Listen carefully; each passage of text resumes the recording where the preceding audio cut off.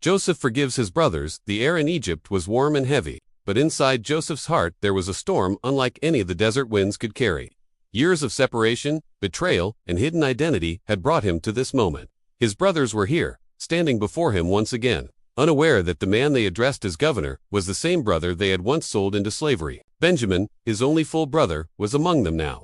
Joseph had orchestrated events to bring him to Egypt, testing his other brothers' hearts in ways they could not understand. He had accused them, imprisoned them, and demanded proof of their honesty. Yet through every calculated act, he had been watching, searching for signs of change. The previous night's events still burned in Joseph's memory. His silver cup, hidden in Benjamin's sack, had been discovered during the journey back to Canaan. Brought before him in shock and fear, the brothers had fallen to the ground, pleading for mercy. Judah, once the instigator of Joseph's sale, had spoken with a voice heavy with grief, offering himself as a slave in place of Benjamin.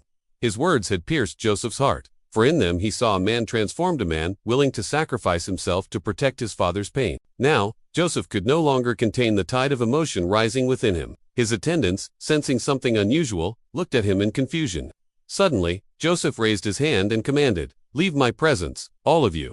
The room emptied quickly, leaving only Joseph and his brothers in the grand chamber. As the doors closed, Joseph's breath grew shallow. The years of Egyptian language and customs fell from his lips, replaced by the familiar Hebrew of his youth. Tears welled in his eyes until they spilled freely down his cheeks.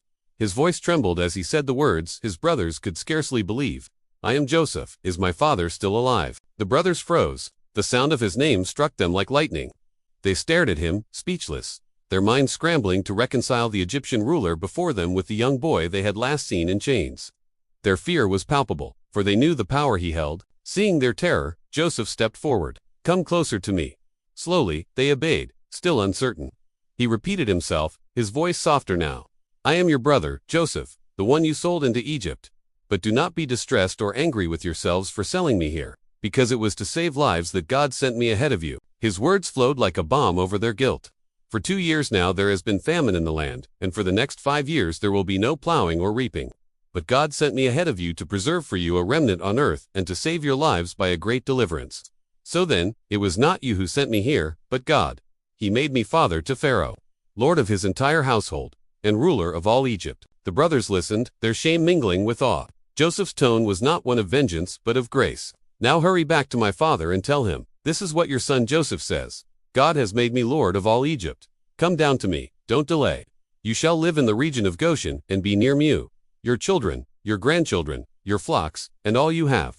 I will provide for you there, because 5 years of famine are still to come. Otherwise, you and your household and all who belong to you will become destitute." His voice broke as he looked at Benjamin. Unable to restrain himself, Joseph embraced him, and both brothers wept loudly. Then Joseph kissed each of his brothers in turn, tears mingling with joy. The years of bitterness, deceit, and separation melted away in that moment of reconciliation. Servants outside the chamber could hear the sound of Joseph's weeping. Word spread quickly through Pharaoh's palace that Joseph's brothers had arrived. When Pharaoh heard, he was pleased, and he told Joseph, "Tell your brothers, do this. Load your animals and return to the land of Canaan, and bring your father and your families back to me. I will give you the best of the land of Egypt, and you can enjoy the fat of the land." Joseph provided his brothers with carts, provisions, and new clothing. To Benjamin, he gave 300 shekels of silver and 5 sets of clothes. To his father, he sent 10 donkeys loaded with the best things of Egypt, and 10 female donkeys loaded with grain, bread, and other provisions for the journey. Before they departed, Joseph looked at them and said with a faint smile, "Do not quarrel on the way." He knew old habits could easily resurface, but he hoped that their shared experience of grace would guide them home in unity. The journey back to Canaan was filled with disbelief and anticipation.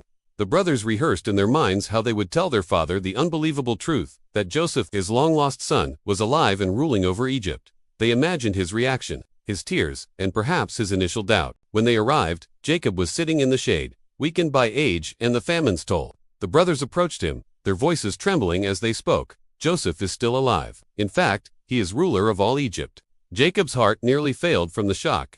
He did not believe them at first, but when he saw the carts and gifts Joseph had sent, his spirit revived.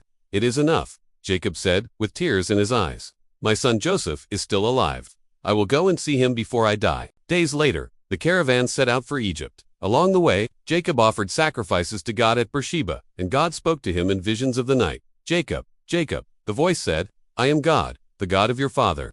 Do not be afraid to go down to Egypt, for I will make you into a great nation there. I will go down to Egypt with you, and I will surely bring you back again. And Joseph's own hand will close your eyes." Encouraged by the promise, Jacob continued the journey. The day of reunion finally came. Joseph, dressed not in royal splendor but in the garb of a loving son, went to meet his father. As soon as Jacob saw him, Joseph threw his arms around his neck and wept for a long time. Jacob held him tightly, whispering, "Now I am ready to die, since I have seen for myself that you are still alive." In the days that followed, Joseph settled his family in Goshen, providing them with food and security. The famine still raged, but within their new home there was abundance. Each meal, each laugh shared among them, was a reminder that what had once been meant for harm had been turned into good. Joseph often reflected on the journey that had brought him here, from a pit in Canaan to a prison in Egypt, from a prisoner to a ruler. Through every twist and turn, he saw the hand of God weaving a story far greater than his own comfort. He had been wronged, but he had also been redeemed. And now, he had the joy of extending that same redemption to the very ones who had caused his suffering. In the evenings, Joseph would walk through the fields of Goshen, watching his nephews play and his brothers work side by side without the shadow of rivalry. His father's laughter drifted on the wind, mingling with the calls of shepherds and the bleating of sheep. It was a sound of restoration, a sound that spoke of a God who brings beauty out of brokenness. Years later, when Jacob passed away, Joseph's brothers feared that his kindness had only been for their father's sake. They approached him once more, bowing low, and said, "We are your servants." Joseph's eyes softened. "Do not be afraid. Am I in the place of God? You intended to harm me, but God intended it for good, to accomplish what is now being done, the saving of many lives. So then, don't be afraid. I will provide for you and your children." And he reassured them, speaking kindly to them. In that moment, the story of betrayal had been rewritten into a story of mercy. The family of Jacob stood whole again, bound not by fear or guilt, but by forgiveness and love.